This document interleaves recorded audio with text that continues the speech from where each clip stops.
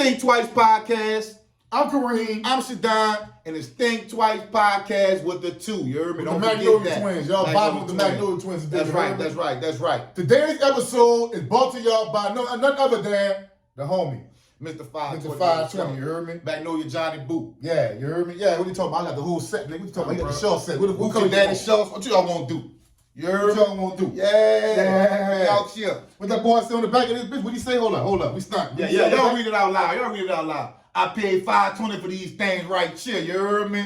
Yeah. So send, if you got some gear, you got some merch, you want us to promote it, just send it, man. We gonna do it. We promote black business. I don't care what you do. If you're cooking, if you're cleaning, if you got merch, if you whatever you're doing, you know what I'm saying? We promote that. If y'all want to support Magnolia Johnny Boo, y'all go to his page, put y'all orders in.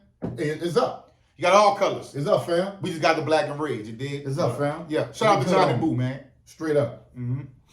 So today's story, we're going to talk about a friend of ours that was killed, but it was an accident. On Magnolia Street. The reason why we can tell this story is because both parties are deceased. It's been over 25 years ago. Nobody can get indicted. None of that type of stuff can happen. And we went back and forth over this for a long time. Should we tell this story? Should we tell this story? But the truth is, there's a lesson in this story also. You know what I'm saying? There's a lesson learned. Every story we have a lesson to it, y'all. Why you have to think twice. This is one reason why you have to think twice. Okay. So this was, I don't remember exactly what year it was, but I think it was like probably late 90s, early 2000s. I think the late 90s. Yeah, it could have been late 90s. Because Tori was still alive. Maybe 99, 98, something like that. He wasn't even in jail yet. Right. Well, they had a store that had burned down on LaSalle, and I think it was either Toledano or 7th Street. One of those streets. Right. But anytime a store burned down in the hood, just like anywhere in America, we're going to wait for the fire department to leave. We're going to get the goodies. Yeah. The liquor, the cigarettes, whatever else in that bitch salvageable. Whatever was salvageable, we go in there and get it. So we standing down there waiting for the fire department to do their thing on LaSalle and 7th Street. Or it could have been, I'm not sure, but y'all know what I'm talking about. If you was around that time, you know what I'm talking about. But that anyway, store burned down, yeah. We standing on the car. They were me, Shaddon, Mimi, Torin, Eldridge.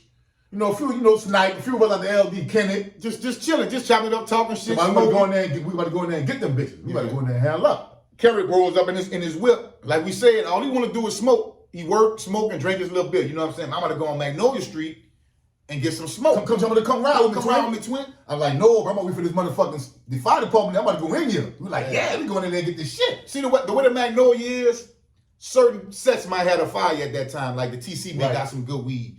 Willow Street might got the good. You know what I'm saying? Yep. Belmont. It might be in the LD. It might be in the D. It might be on Robinson somewhere. It might be on the Ave. It might be on Cloud. You never know. At this particular time, somebody, I forget who it was, so I won't lie, had some torch of smoke, and that's what we were getting our weed from at the time off Magnolia Street. So, which we could walk to or drive to. Exactly. So while we waiting for the fire department to leave out that thing, which they did, we went there and did our stuff. Grabbed a Hennessy. You know what I'm saying? We were drinking Grey Goose at the time. Grabbed a Grey Goose. All the cigarettes, all the liquor. And so me and the homies, we like about to go in the LD and split it up. Right? So while we dish this shit out, like you get this, you get that, I'm gonna take this, you take this, you take that.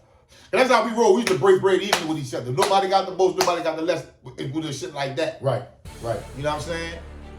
So we walking back to the D, we hear 2 loud gunshots. Come on, 2 loud gunshots, right? Yeah. We knew it was a stick. But we automatically knew, like, you don't just automatically run when you hear shots. First thing you do is find out where the shot's coming from. You get a little low, and you find out where the shot's coming from. We didn't have no return fire, so we knew it wasn't a shootout. Right. You did? So we get to 6th Street. We see Kerry big brother come in and say, oh, man, he just killed my brother. So we said ourselves, oh, you tripping, man. We just see Kerry just with us. I was about to get in the cold, Kerry ain't going back to Magnolia Street. That was like not even 5 minutes. Right. Shit. It seemed like 30 seconds, man. I ain't lying. Next thing you know, people start, gathering around. We knew somebody that got shot. So we're like, damn, man, they done killed Kerry. So I go walk down there. All of us go walk down. We get strapped up. Not to go to the wall with nobody was there. That's how people better go see what's happening with them. Yeah, we get strapped up. We walk down there deep. So we seen Tootie. Yeah, we seen Network. Network 2, the RIP Network 2. That's the homie, man. That's a good one. We got stories on Tootie, too. Yeah. Tootie was like, man. Hold up. Before I seen Tootie, though, I seen Disco. You seen Disco first? I seen Disco first. Before I seen Tootie, I seen Disco. I'm like, Disco.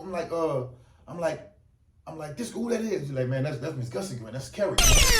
We're like, damn. So Tootie walk up, like, right after he said that, said, man, that was the Melf. The Melf did that. Man, the Melf did that to him. So we were like, yeah. Cause we didn't know at first. We had no idea, but we said ourselves, Kerry don't be in no beef with nobody. The Mel don't even know him. Why the Mel want to kill him? You know, is the Mel planning like anybody they see? But all Tootie was trying to do was just keep beef down and keep friction down. That's why he came and told us that. Yeah, I understand later. We'll understand later why he said that. There's a car on Magnolia Street Park right in front where Stone Mama lived. It's a wreck station wagon. You watch the Hunt video, that wreck station wagon is the car that Kerry hit when Iggy come out the hallway. The hallway. See, Iggy was thinking it was the Melf. He didn't recognize Kerry. Now, at this point that we talking, I jumped a little forward. We didn't know that Iggy was the one who had supposedly did it at the time. Right. We thinking it's the Melt because that's what Tootie told us. Right. Magnolia Network told us, man, the Melt down bad, whoop-de-whoop-de-whoop. Right. Right. So we go look over in the car. Man, that boy Kerry head was like a watermelon. He had a empty keep moving in his hand in his beer. He was smoking keep moving at the time. Smoking keep moving at that time. And a beer in his hand. In his head, man, blood everywhere in this car, man. Yeah, when he got hit, he swerved and hit that station. I thought the station wagon got wrecked on Magnolia Street, right in front of Stone and Cold Week. Mm-hmm. You know? So we walked back to the old side. We pissed off. We thinking that the Melt killed Kerry, man. Like, we think we about to go to war with the Melt. We ain't had no problem with the Melt, but we still like, man, during that time in the 90s, the early 2009s, man, retaliation had to be swift. And it had to be must. vicious. It was a must. So we planned on, we about to go get it. We about to go get a Stolo, another hot Stolo. We about to go back here, 2 calls, then we about to cut up in this fucking mouth. They done killed our fucking partner, man. This man don't be doing nothing, man. You done killed this fucking man. Nobody. Y'all about to feel us. We about to go back and whoever we catch out here, you know, well, I ain't gonna say whoever we catch, but we knew who they was beefing with at the time. Who Magnolia was beefing with at the time. Yeah. You know what I'm saying? It was Iggy, Minard, City Hall, Big Doodle, City Hall, and Keith. A couple of more I won't mention because they're still alive. But these ones we mentioned are dead. So the next day, we plotting like, you know, we strapped up, we dressed up, booted up, ready to go to war. We in the huddle. We got on all black. Iggy come down there. We seeing Iggy come. We not thinking like we don't know at this time that Iggy is the one who killed Kerry. Right. You feel what I'm saying? We don't know this at this time. Right. So we don't pay no attention to Iggy. We talking about we gonna do the Melt. Iggy probably want to come ride with us. We didn't know. Yeah, we didn't know at this time. Mm-hmm. So Iggy came down. Iggy, his face, bro. You could tell. His face was fucked up. Like he was just like he had been going through something. Yeah, you could tell like he was fucked up behind that. Cause we was fucked up behind. Why would a nigga want to kill Kerry? He had tears in his eyes. Like, say, bro. And hold up, before he got close, he raised his shirt up to show he ain't had no guns. Right.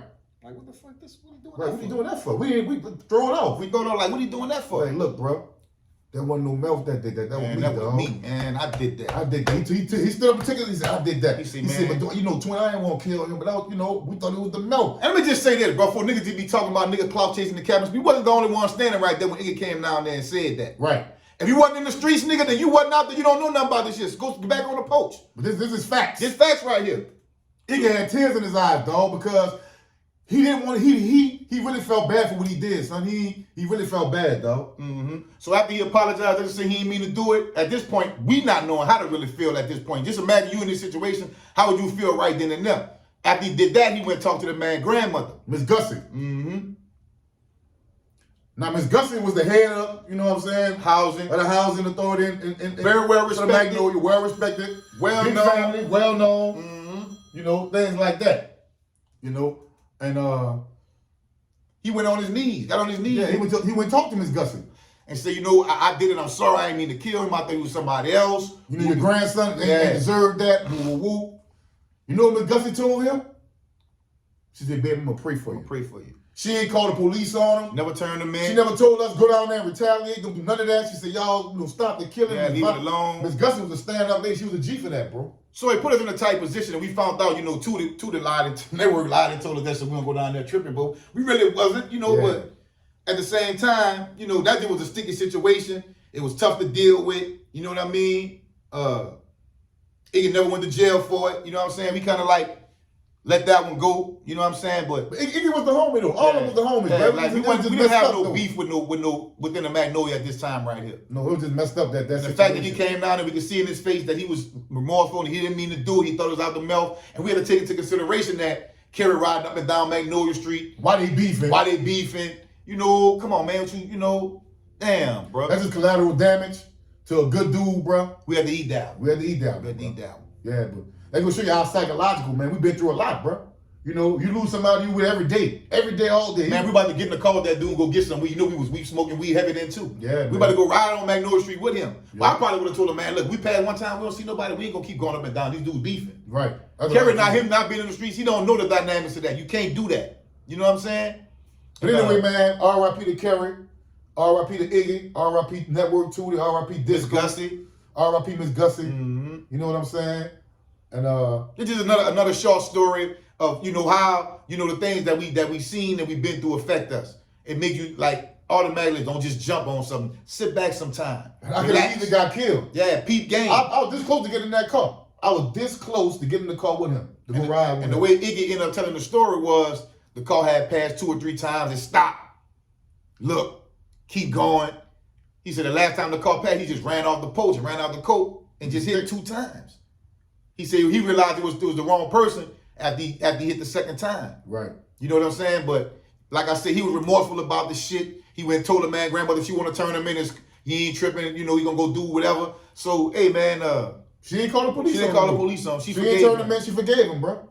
And I ain't gonna see, right shortly after that, Iggy called a real big jokes behind something else, but it wasn't that. And that was Stone Protege. That was Stone Protege. A lot of people don't know that. Mm-hmm. But Iggy was the next up. Stone had him under his wing. Yeah, definitely. Iggy was a real one. He was a stand-up dude, a shooter, a gangster, a hustler, a ladies' man. R.I.P. Iggy.